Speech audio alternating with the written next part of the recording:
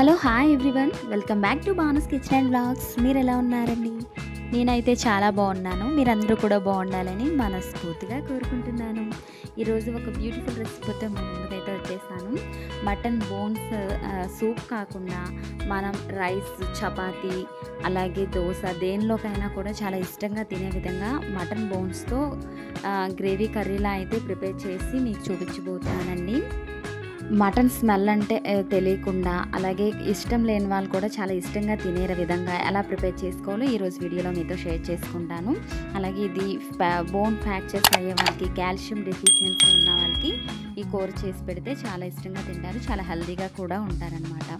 ఇంకా లేట్ చేయకుండా ఒక బాండీ పెట్టుకొని దానిలోకి 2 టేబుల్ స్పూన్స్ ఆయిల్ వేసుకోవాలి.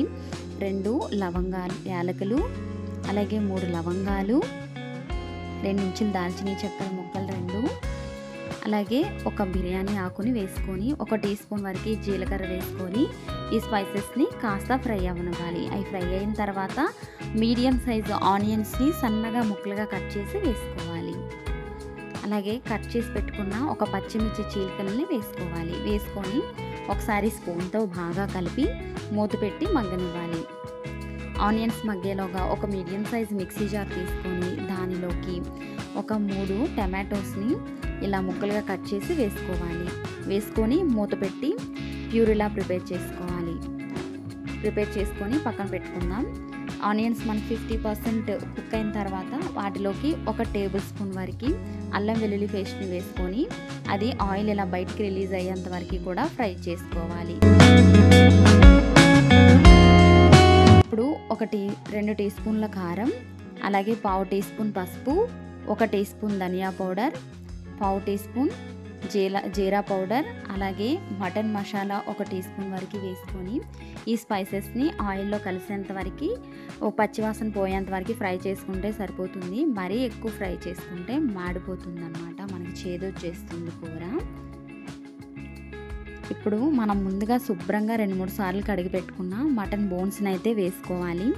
ఈ మటన్ బోన్స్ మనం తీసుకునేటప్పుడు మొత్తం అంతా బోన్సే కాకుండా కొన్ని పీసెస్ ఉండేలా చూసుకుంటే మనకి గ్రేవీ కర్రీకి బాగుంటుంది.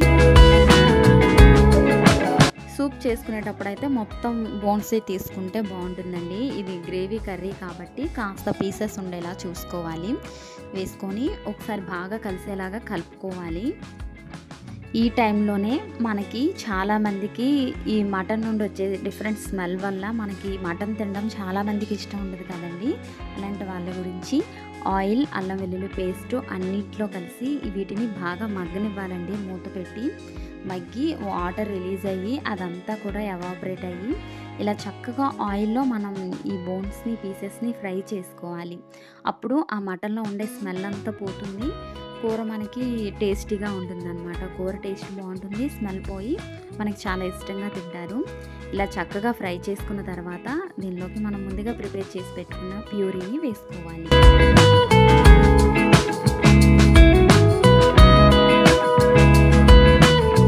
వేసి ఒకసారి మొత్తం బాగా కలిసేలాగా కలుపుకోవాలి. ఇలా మొత్తం బాగా కలుపుకొని మూత పెట్టి ఒక 2 నిమిషాలు మగ్గనిద్దాం. ఒక 2 నిమిషాల తర్వాత మూత తీసి దీనిలోకి ఒక 1/2 కట్ట కొత్తిమీర తరుగుని వేసుకోవాలి.